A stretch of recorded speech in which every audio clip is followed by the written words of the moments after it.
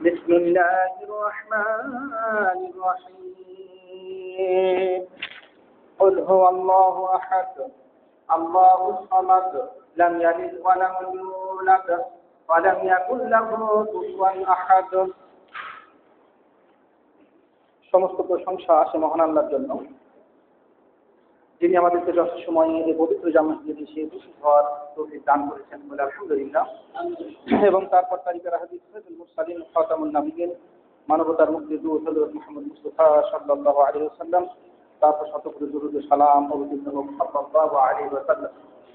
সম্মানিত উপস্থিত মুসল্লিগণ, আমরা নিরপরাধ মানুষকে হত্যা করার ভয়াবহ পরিণতির উপরে আলোচনা করছিলাম। গত জুমায় সম্পর্কে আলোচনা করেছি, আজকে এই সম্পর্কে আলোচনা করবো ইনশাআল্লাহ। ওয়া তাওফীকি ইল্লা বিল্লাহ। মানুষ যে মানুষকে হত্যা করে তার অসংখ্য কারণ কিন্তু রয়েছে। অসংখ্য কারণে মানুষ অন্যায়ভাবে মানুষকে হত্যা করছে। যে সমস্ত কারণগুলো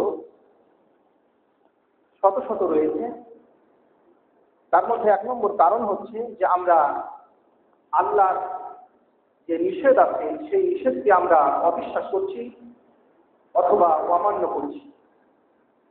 আল্লাহ কিন্তু কুরআনুল কারীমে নবী করিম সাল্লাল্লাহু আলাইহি ওয়াসাল্লাম হাদিসে অসংখ্য জায়গায় এই অন্যায়ভাবে মানুষ হত্যাকে তিনি হারাম করেছেন, নিষিদ্ধ করেছেন, অথচ আমরা আল্লাহর সেই নিষেধাজ্ঞাকে উপেক্ষা করছি।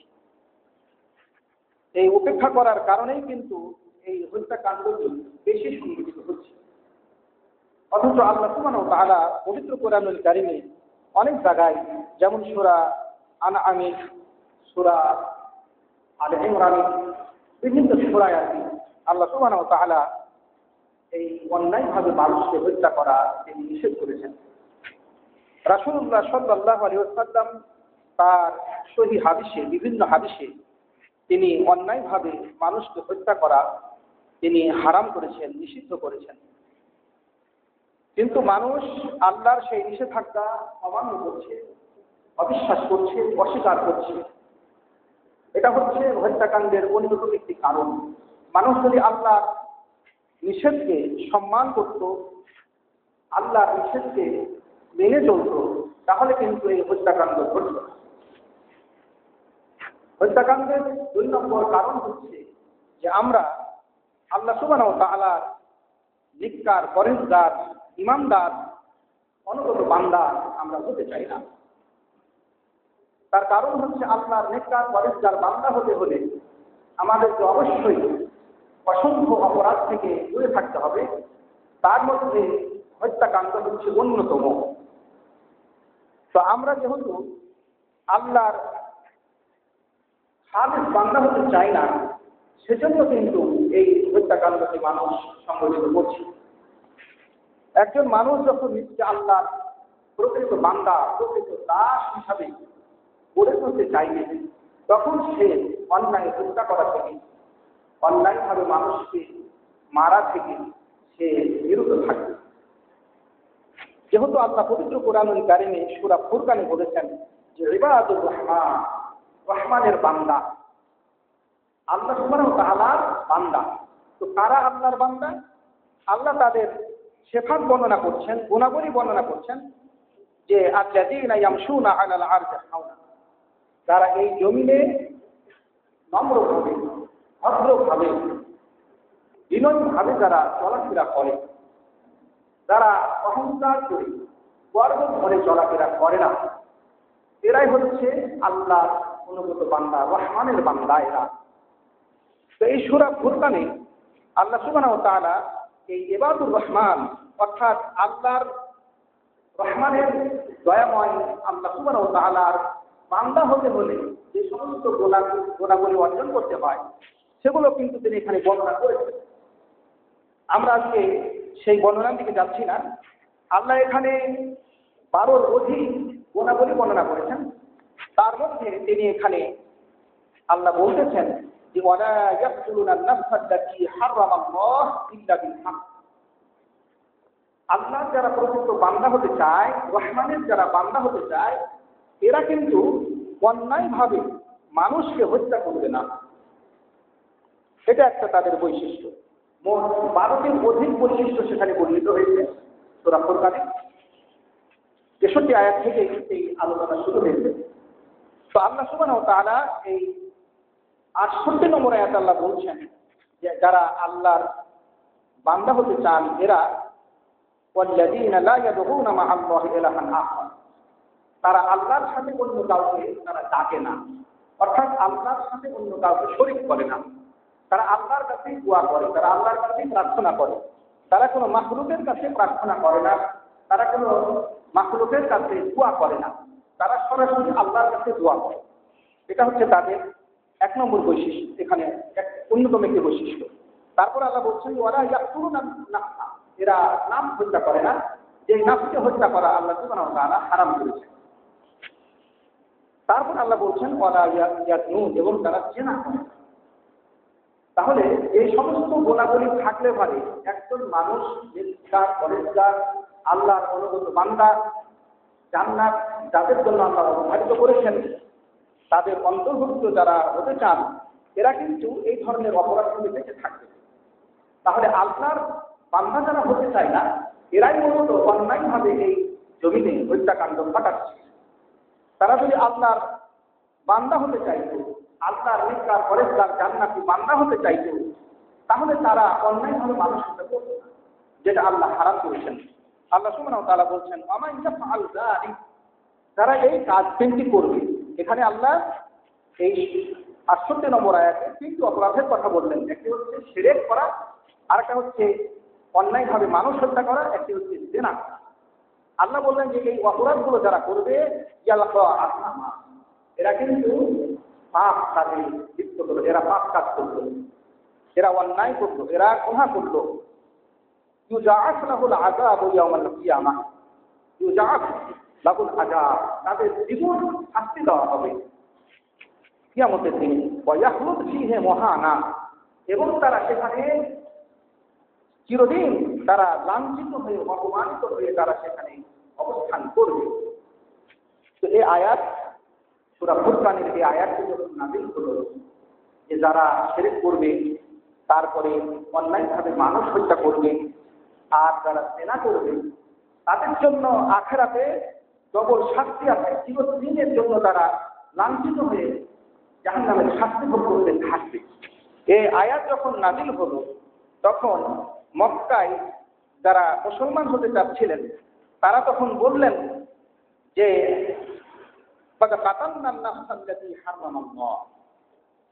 মক্কার মুশরিকরা বললেন যে আমরা তো অসংখ্য নাফসকে হত্যা করেছি, যে নাফস হত্যা করা আল্লাহ হারাম করেছেন।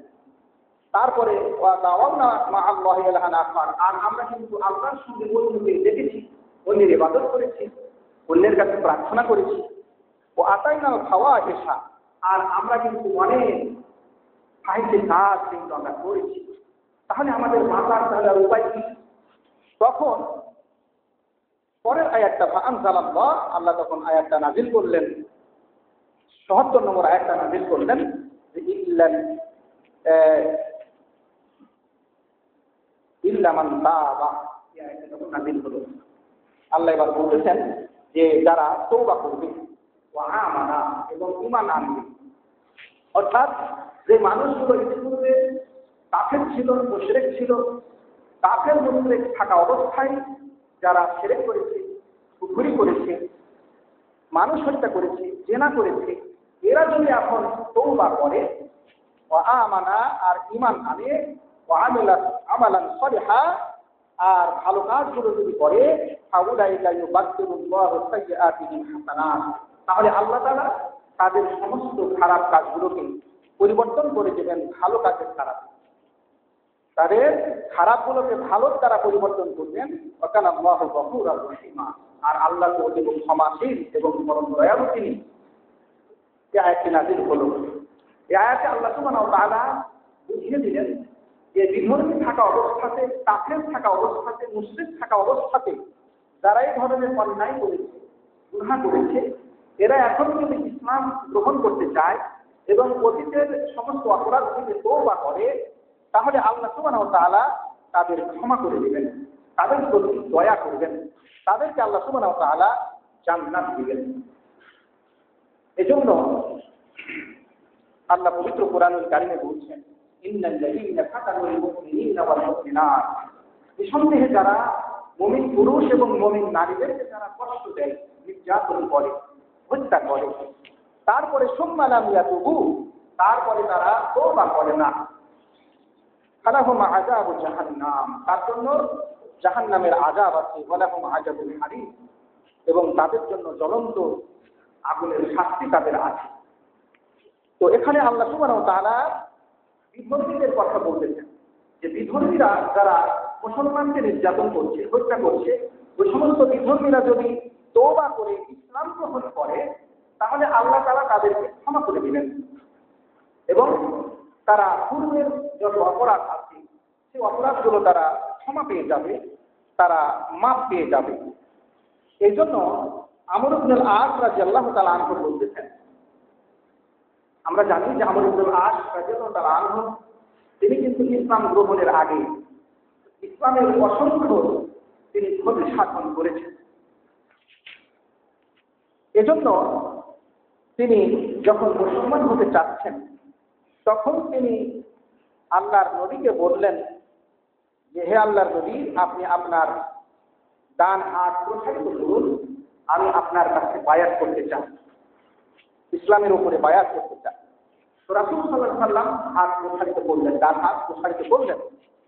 তখন এই আমর ইবনুল আস রাদিয়াল্লাহু তাআলা আনহু তিনি কিন্তু হাতটাকে কবজ করে নিলেন, গুটিয়ে নিলেন। তো আল্লাহ নবী বললেন, মা লাকা ইয়া আমর, যে আমর তোমার কি হলো? তো তিনি বললেন যে আরাদতু আন আস্তারিকা, আমি একটি শর্ত করতে চাচ্ছি, বায়াতের আগে একটি শর্ত করতে চাই। তো রাসূল বললেন যে তাসতারিত বেমাজা, তুমি কি শর্ত করতে চাচ্ছ, বলো বলো। তো তিনি বললেন, আমর ইবনুল আস রাদিয়াল্লাহু তাআলা আনহু বলছেন, তো আমি বললাম যে আমাকে ক্ষমা করে দেওয়া হবে, মানে আমাকে ক্ষমা করে দেওয়া হোক, এটা আমি চাচ্ছি।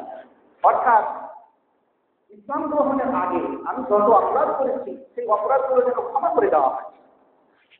তো রাসূল সাল্লাল্লাহু আলাইহি ওয়াসাল্লাম তখন আমরকে বললেন যে আমা আলেমতা, তুমি কি জানো না যে আন্নাল ইসলাম ইয়াহদিমু মা কানা ক্বাবলাহু, নিঃসন্দেহে ইসলাম গ্রহণ করলে যত অপরাধ সে ইসলাম গ্রহণের আগে করেছে, যত হত্যা করেছে, জেনা ব্যভিচার যত কিছু করেছে, সমস্ত অপরাধ আল্লাহ মিটিয়ে দিয়ে থাকেন, ক্ষমা করে দিয়ে থাকেন। তুমি এটা কি জানো না? অর্থাৎ তুমি যখন ইসলাম গ্রহণ করছো, তখন তোমার অতীতের গুনাহগুলো আল্লাহ কিন্তু ক্ষমা করে দিচ্ছেন। তুমি কি আরো জানো না যে আন্নাল হিজরাতা তাহদিমু মা কানা ক্বাবলাহু, হিজরত করতে পারে কেউ, যদি হিজরত করে মক্কা থেকে মদিনায় চলে আসে, তাহলেও তার অতীতের সমস্ত গুনাহ কিন্তু আল্লাহ ক্ষমা করে দিবে। এটাও কি তুমি জানো না? আরেকটি বিষয় কি তুমি জানো না যে আন্নাল হাজ্জা ইয়াহদিমু মা কানা ক্বাবলাহু, হজ করতে পারে, হজের আগে যে গুনাহগুলো হয়ে থাকে সেটাও আল্লাহ ক্ষমা করে দেন। তো যাই হোক, তো হযরত আমর ইবনুল আস রাদিয়াল্লাহু তাআলা আনহু ইসলাম গ্রহণ করলেন। আল্লাহ রাসূল বললেন যে তোমার ইসলাম গ্রহণের মাধ্যমে তুমি কিন্তু অতীতের সমস্ত গুনাহ কিন্তু তুমি মাফ পেয়ে গিয়েছো। জাহিলিয়াতের যুগে যে সমস্ত অপরাধ করেছো, এখন যদি তুমি ইসলাম গ্রহণের পরে সেই সমস্ত অপরাধ থেকে তুমি দূরে থাকো, তাহলে তুমি মাফ পেয়ে যাবে।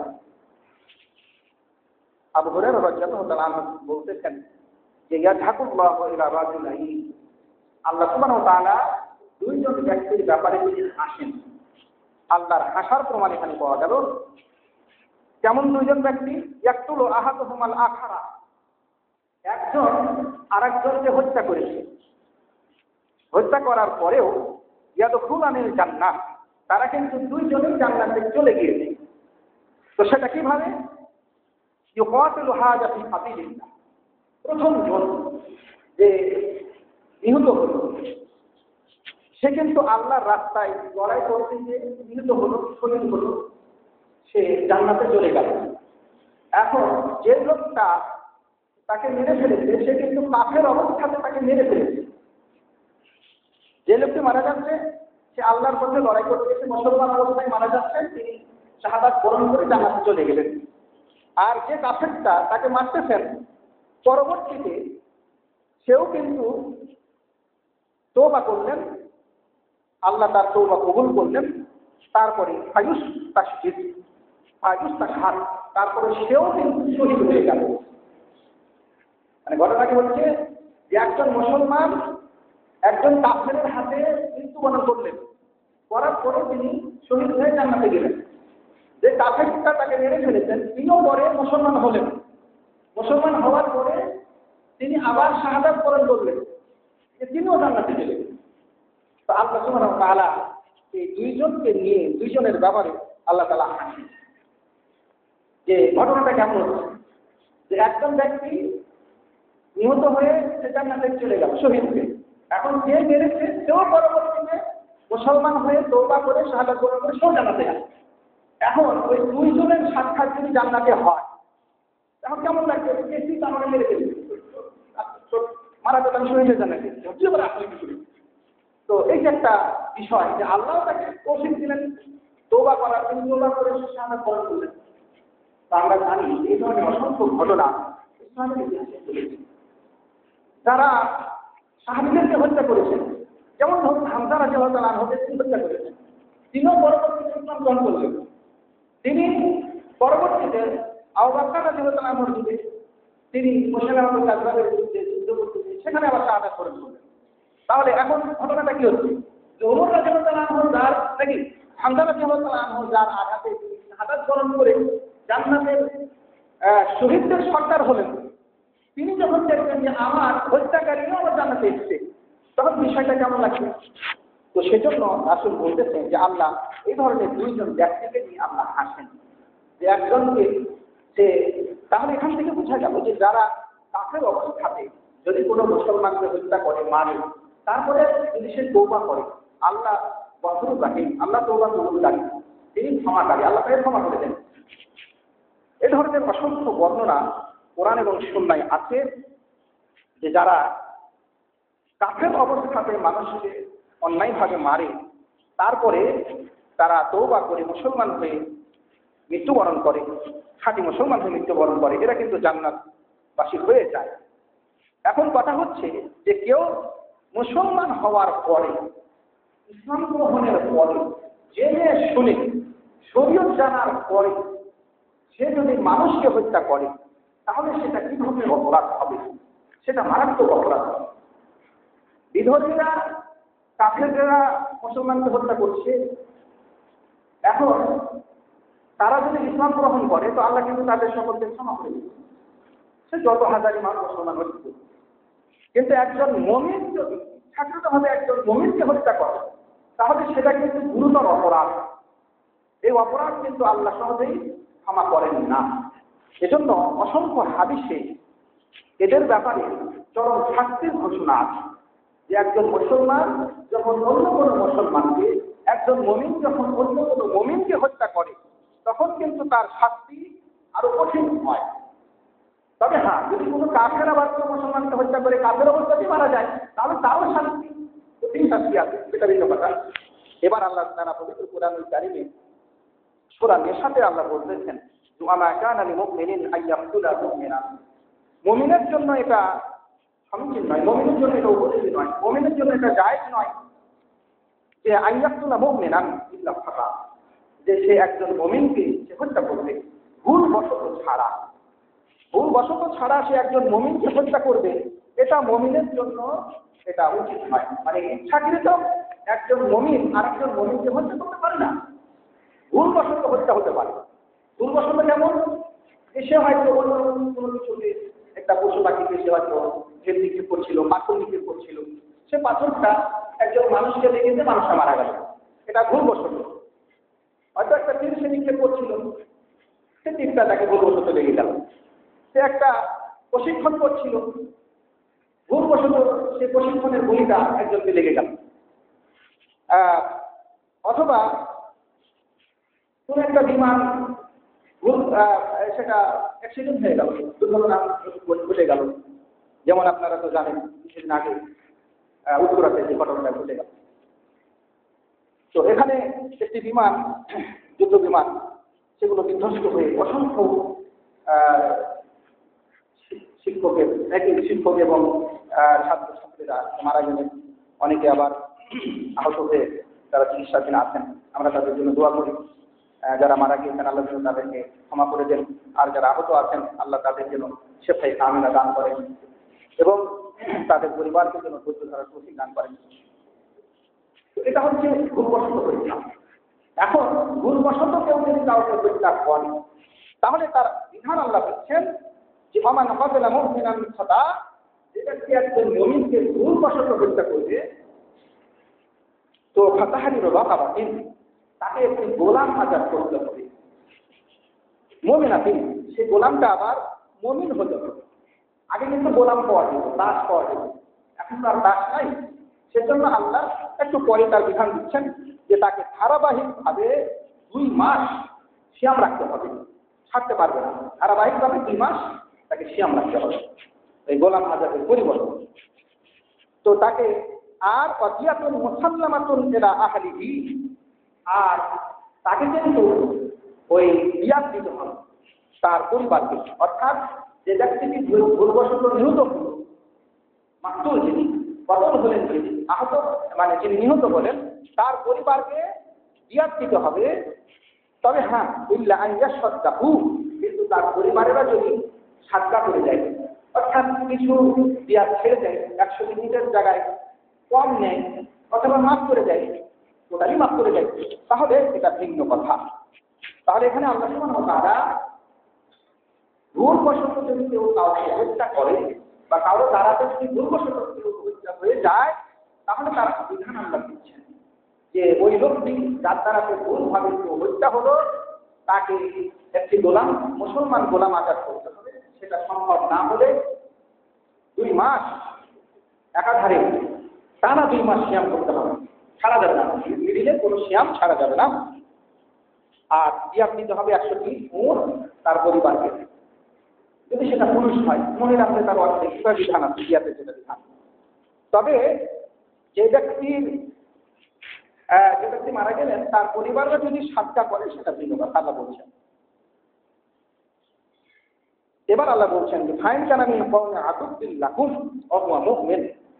এখন এমন ব্যক্তি যদি ভুলবশত নিহত হয়, যে ব্যক্তিটা তোমাদের দুশমন সম্প্রদায়ের, অর্থাৎ যাদের সাথে তোমাদের দুশমন চলছে, সংগ্রাম চলছে, যুদ্ধ চলছে, তাদের সম্প্রদায়ভুক্ত কোনো ব্যক্তি, মুসলমান ব্যক্তি যদি নিহত হয়, তাহলে তারা কিন্তু কিয়াস পাবে না।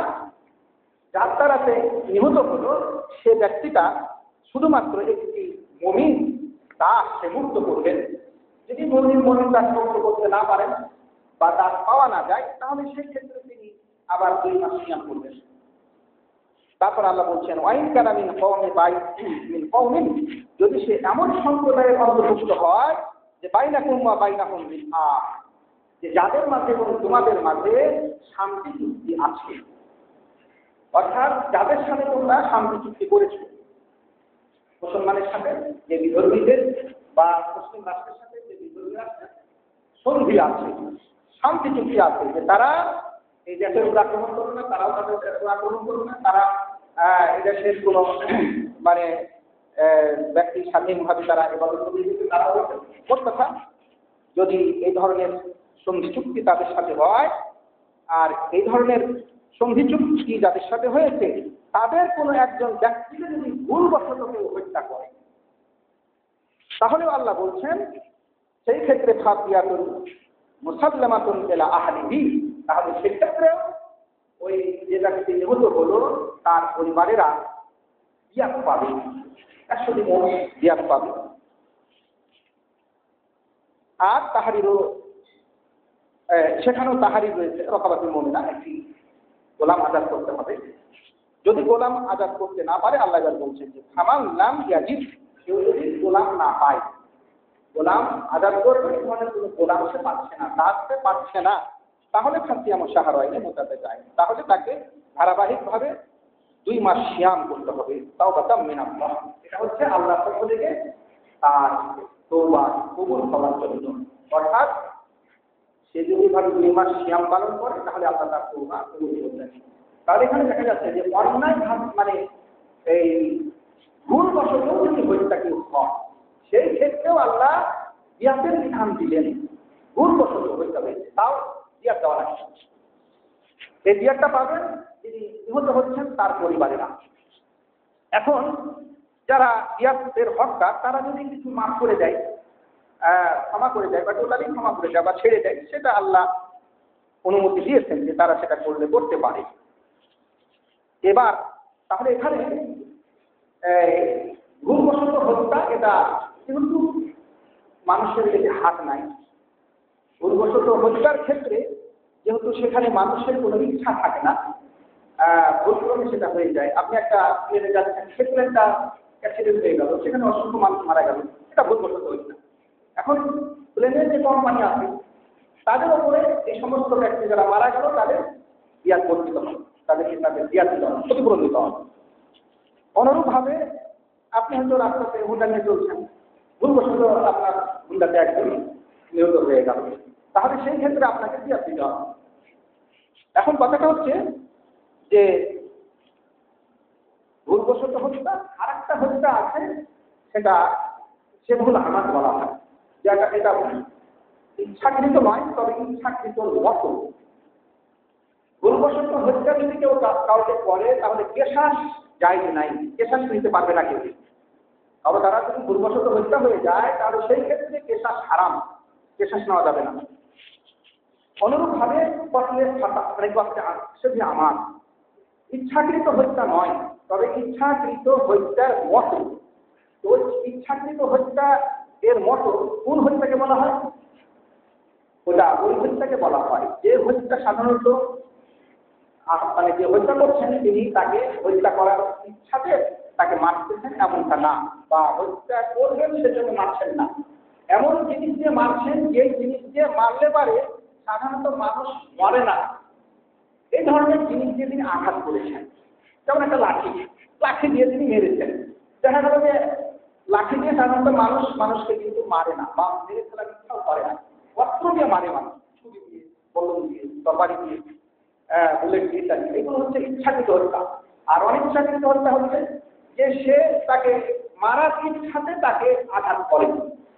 যেমন সে একটা ঘুষি মেরেছে অথবা একটা চর মেরেছে। এমন সময় হয় কি যে আপনি একটা আঘাত করলেন, দেখা গেল বুকে আঘাত করেছেন, আপনি হয়তো এটা চিন্তা করেননি বা আপনার এটা ইচ্ছাও নাই যে তাকে মেরে ফেলবো, আঘাতটা বুকে লেগে গেছে, দেখা গেল বুকে লেগে গেছে, মারা গেল। কিলে আপনি একটা থাপ্পড় মেরেছেন, থাপ্পড় মারাতে কি হলো? সে মরে গেল। এখন এই ধরনের হত্যাগুলোকে সাধারণত সেদিনে আমার বলা হয়, ইচ্ছাকৃত হত্যা নয়, তবে ইচ্ছাকৃত হত্যার মতো। তার মানে যেহেতু সে লাঠি দিয়ে তাকে মেরেছে সেজন্য। তো কেউ যদি হত্যা করার উদ্দেশ্য নিয়ে লাঠি দিয়ে না মারে, এমনি একটা বাড়ি মেরেছে বা কিছু মেরেছে, কিন্তু তার ইচ্ছা কিন্তু তাকে মেরে ফেলার নয়। লাঠি দিয়েও কিন্তু মানুষকে মেরে ফেলা যাবে, যদি সে ইচ্ছা করে লাঠি দিয়ে মারতে লাগে তাকে, তাহলে সে একবারই মারলো না, সে মারতে মারতে মারতে নিয়ে ফেলেছে, তাহলে এটা ইচ্ছাকৃত মারা হলো। লাঠি দিয়েও আপনি একজনকে ইচ্ছাকৃত ভাবে যদি মারেন পিটান, তবে সেও মরে যাবে, কিন্তু ওটা যখন তাহলে আমার হয়ে যাবে, ইচ্ছাকৃত হত্যার মধ্যে পড়ে যাবে। কিন্তু অনেক ইচ্ছাকৃতর মন্তব্যটা হচ্ছে যে আপনি তাকে হয়তো একটা বাড়ি মেরেছেন, তাকে হত্যার উদ্দেশ্য নিয়ে আপনি মারেননি, একটা বাড়িতে সে মরে গেল, এরকম ধরনের বিষয়টা। তো যদি সেটি আমার হয়, অর্থাৎ ইচ্ছাকৃত হত্যা যদি কেউ কাউকে না করে, তাহলে এর বিধান হচ্ছে যে দিয়াত লাগবে, তাকে দিয়াত দিতে হবে। যিনি হত্যা করছেন তাকে দিয়াত দিতে হবে, মানে যে নিহত হয়ে যাচ্ছেন তার পরিবারেরা 102 উট দিয়াত পাবে, যদি তার পরিবারেরা মাফ করে দিতে ভিন্ন কথা। কিন্তু সেই ক্ষেত্রে কিন্তু হত্যাকারীকে তাকে কেশাস নেওয়া যাবে না। তাহলে কেশাস নেওয়া যাবে না দুই ক্ষেত্রে। একটা হচ্ছে ভুলবশত কেউ যদি তাকে হত্যা করে, তাহলে কেশাস নেওয়া যাবে না। যদি সেভে আমার, অর্থাৎ ইচ্ছার মতো, কিন্তু আসলে ইচ্ছা ছিল না, ইচ্ছার মতো, অর্থাৎ একটা বাড়ি মেরেছে, যেমন আল্লাহ নবী একটা ঘটনা ঘটেছিল, একজন লোককে টানি দিয়েছে, তারা পাতা পাড়তেছিলেন। তো দুইজন পাতা পাড়তেছেন, খাওয়াচ্ছেন। এখন ওর মধ্যে একজন আরেকজনকে টানি দিয়েছে। তো যাকে গালি দিয়েছে সে কিন্তু রাগ করে তার ওই যে পাতা একটা কোদাল জাতীয় মাইয়া জাতীয়কে তাকে আঘাত করেছে। আঘাতটা কিন্তু সে তাকে করেছে মাথার উপরে, কিন্তু তার ইচ্ছা ছিল না যে তাকে মেরে ফেলে, একটা মাথা মেরেছে, লোকটা কিন্তু মারাই। তো রাসূল সাল্লাল্লাহু আলাইহি ওয়াসাল্লাম তাকে তার কাছে নিয়ে আসা হলো, তাকে বলা হলো যে তোমার কি ব্যাপার, তুমি তাকে মারলে?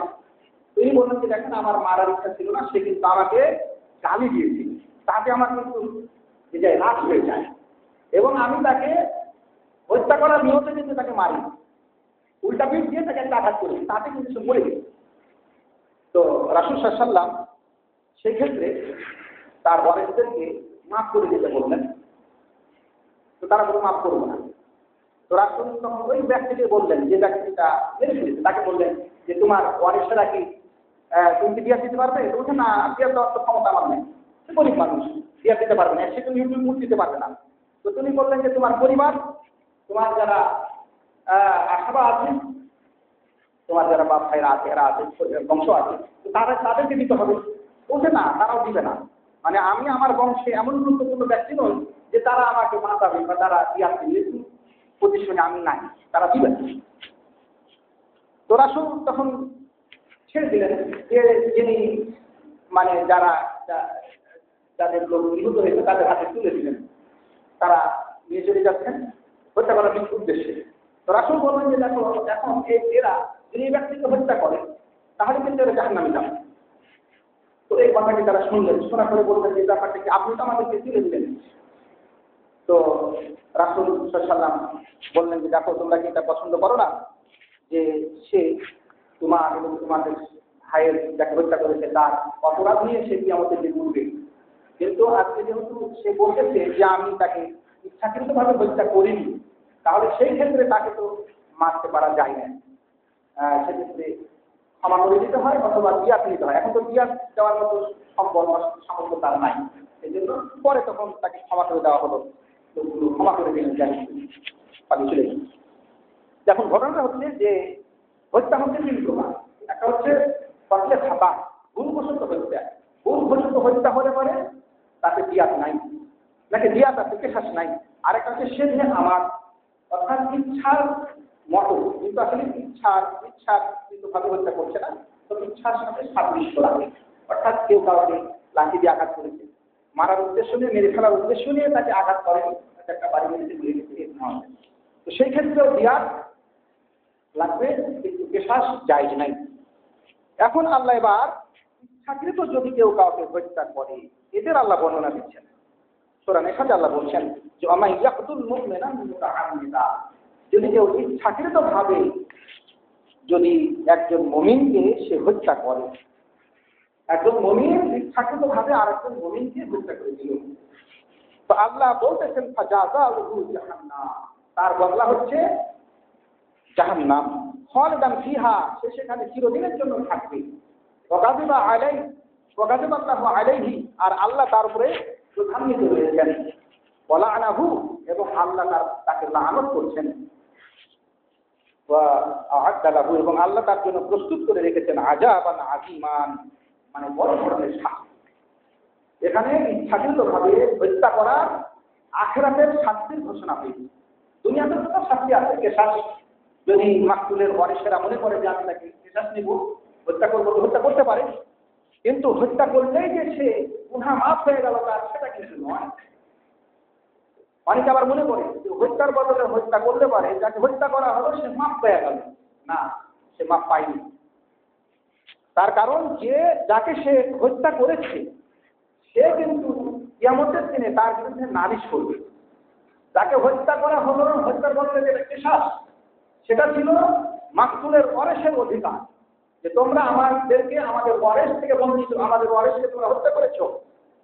ওয়ারিসের যে আমরা সুখ সুবিধা ভোগ করছিলাম দুনিয়াতে, আমার পিতা আমাদের যে খেটে খাওয়াচ্ছিল, আমরা তার কাছ থেকে যে আমরা সুযোগ সুবিধা পাচ্ছিলাম, আমরা আমাদের যে অধিকার, তুমি যেটাকে নষ্ট করেছো, সেজন্য আমরা তোমার হত্যা চাই, সেটা হলো কেশাস অথবা দিয়াত চাই, তো মাফ করে দিল। এখন যেটা সে মাফ পেয়েছে, সেটা কিন্তু দুনিয়াতে যারা বেঁচে আছেন, নিহত ব্যক্তির পরিবার পরিজন, তাদের কাছ থেকে মাফ পেয়েছেন। সে কিন্তু যাকে হত্যা করলো তার কাছ থেকে কিন্তু মাফ সে পায়নি। এই জন্য হাদিসে আছে যে আল্লাহ সুবহানাহু ওয়া তাআলা কিয়ামতের দিনে আল্লাহ নবী বলতেছেন যে কিয়ামতের দিনে মাকতুল ব্যক্তি কাফের ব্যক্তির এই সামনের দিকের চুল ধরে তাকে বেঁধে এক হাত দিয়ে চুল আর এক হাত দিয়ে বেঁধে তাকে আল্লাহ সুবহানাহু ওয়া তাআলার দরবারে উপস্থিত করবেন। এমন অবস্থায় যে তার যে রগ আছে যেভাবে তাকে হত্যা করেছে তার রক্তগুলো প্রবাহিত হতে থাকে। সে হত্যাকারীকে টানতে টানতে আল্লাহর কাছে নিয়ে যাবেন। আল্লাহ নবী বলছেন এমনকি সে আল্লাহর আরশের নিকটবর্তী হয়ে যাবেন। আল্লাহকে বলবেন যে হে আল্লাহ, এ ব্যক্তি আমাকে হত্যা করেছে, এ ব্যক্তি আমাকে হত্যা করেছে, আপনি বিচার করেন, আমি তার বিচার চাই। তো আল্লাহ সুবহানাহু ওয়া তাআলা বলবেন যে তাই তা, হত্যাকারীকে বলবেন আল্লাহ যে তাই তা, মানে তুমি ধ্বংস হও। ওয়ায়ুজহাবু ইলান নার, এবং তাকে জাহান্নামে নিয়ে যাওয়া হবে। এবং এটাই হবে সর্বপ্রথম ফায়সালা মানুষের মাঝের বিবাদের। এজন্য রাসূলুল্লাহ সাল্লাল্লাহু আলাইহি সাল্লাম বলছেন যে হত্যা সম্পর্কিত বিচারটা এটা কিন্তু আল্লাহ সুবহানাহু ওয়া তাআলা সর্বপ্রথম মানুষের মাঝে ফায়সালা করবেন। হত্যার বিচার, এই হত্যার বিচারটাই সর্বপ্রথম তিনি করবেন। আর সর্বপ্রথম এই হত্যাকারীরাই এরা কিন্তু জাহান্নামে নিক্ষিপ্ত হবে। এই জন্য রাসূলুল্লাহ সাল্লাল্লাহু আলাইহি ওয়াসাল্লাম বলতেছেন যে কিয়ামতের দিন জাহান্নাম থেকে একটি গর্দান বের হবে, একটি ঘাড় বের হবে।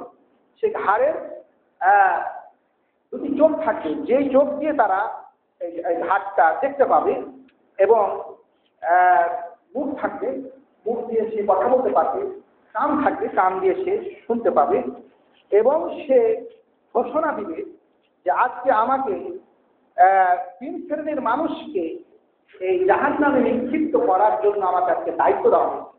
জাহান্নাম থেকে বিশাল একটি গর্দান বের হবে, আগুনের একটি গর্দান ঘাড় বের হবে। যে ঘাড়ে রাসূল সাল্লাল্লাহু আলাইহি ওয়াসাল্লাম বলছেন যে দুটা চোখ থাকবে, যে চোখ দিয়ে সে দেখতে পাবে, এবং দুটা কান থাকবে, যে কান দিয়ে সে শুনতে পাবে, আর একটা জিহ্বা থাকবে, সেই জিহ্বা দিয়ে সেই কথা বলবে। সেই কথা যেটা বলবে সেই কথাটা হলো ইন্নী উকিলতু বিসালাস, আজকে আমাকে 3 শ্রেণীর মানুষকে ধরে পেঁচিয়ে জাহান্নামে ফেলার জন্য নির্দেশ দেওয়া হয়েছে। যে কুল্লে জব্বারিন আনীত, তার 1 নম্বর হলো যারা অবাধ্য প্রতাপশালী ছিল, জাব্বার ছিল, দাম্ভিক ছিল, যারা সন্ত্রাসী ছিল, এই ধরনের ব্যক্তিদেরকে। 2 হবে কুল্লে মান দাআ মা আল্লাহি ইলাহান আখার, আর যারা আল্লাহর সঙ্গে অন্য কাউকে যারা শরীক করেছেন তাদেরকে। আর মুসাফফিরিন, আর যারা ছবি অঙ্কন করেছে তাদেরকে। আর হাদিসে রাসূল বলছেন যে গর্দান বলবে বিকুল্লে জাব্বার ওয়াবিমান জাআলা মা আল্লাহি ইলাহান আখার ওয়াবিমান কাতালা নাফসান বিগয়রি নাফসিন। 3 শ্রেণীর মানুষকে আমরা আজকে এই গর্দান যে পেয়েছি জাহান্নামে নিক্ষেপ করব। তার মধ্যে 3 শ্রেণীর, প্রথম শ্রেণী হলো প্রত্যেকটি জাব্বার, দাম্ভিক, অহংকারী শাসকেরা। আর ওই সমস্ত ব্যক্তি যে ব্যক্তিরা আল্লাহর সঙ্গে অন্য কাউকে শরীক করেছে, আর ওই ব্যক্তি যে ব্যক্তি অন্যায়ভাবে মানুষকে হত্যা করেছে। রাসূল সাল্লাল্লাহু আলাইহি ওয়াসাল্লাম বলছেন ফায়ামতাবি আলাইহিম, সেই গর্দান, সেই সুবিশাল গর্দান, মানে ঘাট, আগুনের ঘাট, সেই ঘাট তাদেরকে সবকে নিয়ে নেবেন। ফায়াকযিফুহুম ফি গামারাতি জাহান্নাম, অথবা আরেকটি বর্ণনায় রয়েছে ফায়াকযিফুহুম ফি হামরাই জাহান্নাম। তারপরে সেই গর্দান তাদেরকে জাহান্নামের অগ্নিকুণ্ডের মধ্যে নিক্ষেপ করবে। কি শাস্তি! জাহান্নামের সেই শাস্তি, চরম শাস্তি তারা তখন পাবে এই অন্যায়ভাবে হত্যাকারীরা। এজন্য যারা মুমিন হওয়ার পরে একজন মানুষকে যারা অন্যায়ভাবে হত্যা করে, হযরত আব্দুল্লাহ ইবনে আব্বাস রাদিয়াল্লাহু তাআলা আনহু বলছেন যে তাদের তওবা হবে কি করে। সূরা মুমিনুনে যে আয়াতটি, সূরা ফুরকানে যে আয়াতটি বলা হয়েছে সেটা তো কাফেরদের জন্য বলা হয়েছে। যে কাফেররা যদি শিরক করে, কাফের অবস্থায়, মুশরিক অবস্থায় শিরক করে, মানুষকে হত্যা করে, জিনা করে, তারপরে ওই কাফেররা, মুশরিকেরা যদি ইসলাম গ্রহণ করে তো আল্লাহ তাদেরকে ক্ষমা করে দেবেন। আর সূরা নিসাতে আল্লাহ যেটা বলেছেন যে যে ব্যক্তি ইচ্ছাকৃতভাবে যে কোনো মুসলমানকে হত্যা করবে সে চিরদিনের জন্য জাহান্নামে থাকবে।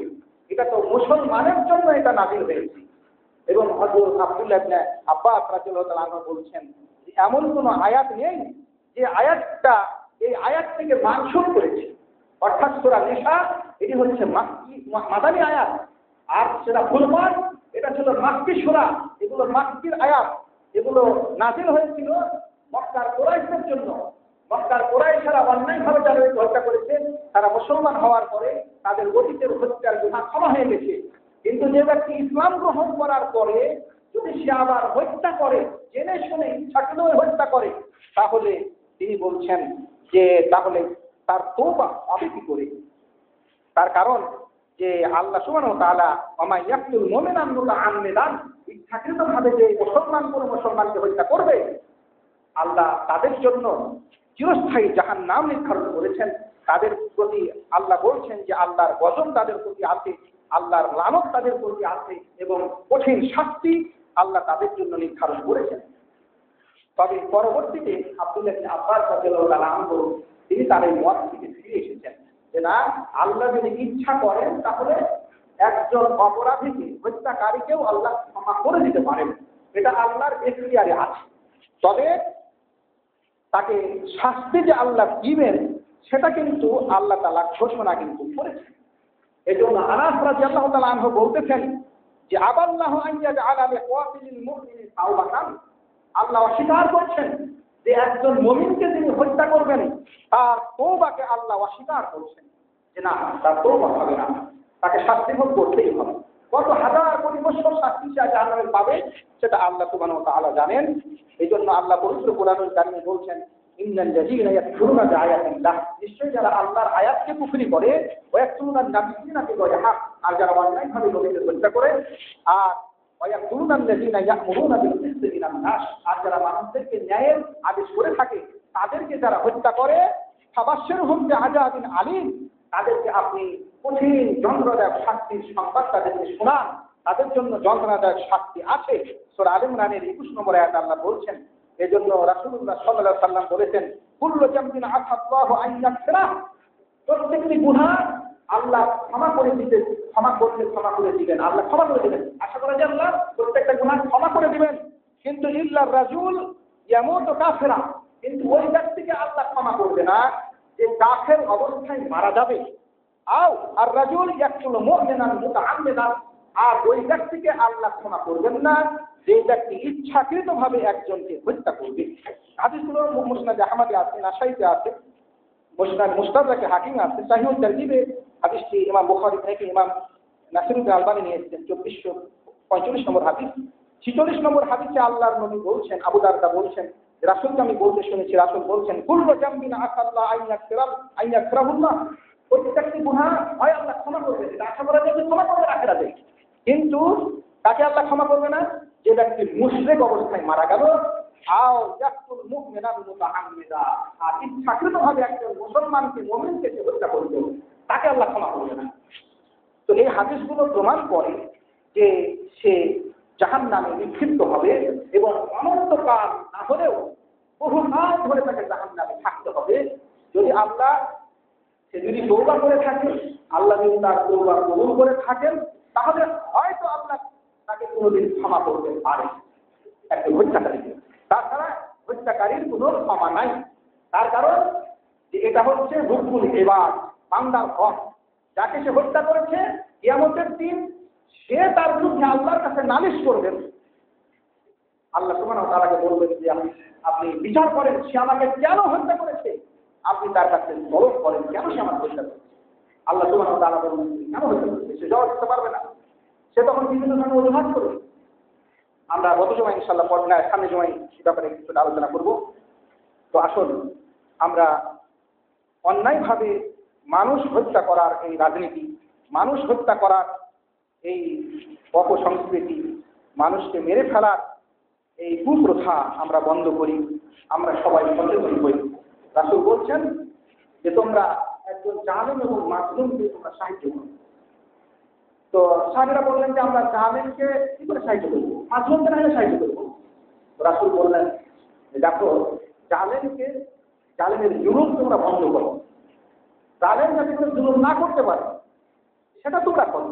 তাহলে সে যদি জুলুম না করতে পারে, তার জুলুমকে যদি বন্ধ করো, তাহলে সেই জালেমকে সাহায্য করা হবে। সে আখিরাতের অসংখ্য আযাব থেকে, বড় ধরনের শাস্তি থেকে সে বেঁচে যেতে পারবে। এই জন্য আসুন আমরা মাজলুমের পাশে দাঁড়াই, জালেমের জুলুম আমরা রুখে দিই। যারা জালেমকারী রয়েছেন তাদের ব্যাপারে যদি আমরা সচেতন হই তাহলে অবশ্যই জালেম জুলুম করতে পারবে না। কিন্তু আমরা জালেমের পক্ষে অবস্থান করি, জালেম জুলুম করে, তারপরে আমরা তাকে তাকিয়ে দেখি। একজনকে হত্যা করছে, শত শত মানুষ তাকে দেখছে, কেউ তাকে আগাচ্ছে না। একজন মানুষ তাকে পাথর মারছে, কিছু শত শত মানুষ, কেউ ভিডিও করছে, কেউ কি করছে, অথচ কেউ তাকে বাঁচানোর জন্য আগাচ্ছে না। অথচ শত শত মানুষ যদি সেখানে তাকে বাঁচানোর জন্য আসতো তাহলে তারা তাকে মারতে পারতো না। আল্লাহ সুবহানাহু ওয়া তাআলা এটা আমাদেরকে নির্দেশ দিয়েছেন যে তোমরা মাজলুমকে তোমরা সাহায্য করো, এই নির্দেশ আমি তোমাদের দিচ্ছি। এটা আমরা সামনে সময় ইনশাআল্লাহ আলোচনা করবো। আল্লাহ রাসূল সাল্লাল্লাহু আলাইহি ওয়াসাল্লাম আমাদেরকে নির্দেশ দিয়েছেন মাজলুমের পাশে দাঁড়ানোর জন্য, মাজলুমকে রক্ষা করার জন্য। আল্লাহ সুবহানাহু ওয়া তাআলা আমাদের সেই দান করুন বলে আমি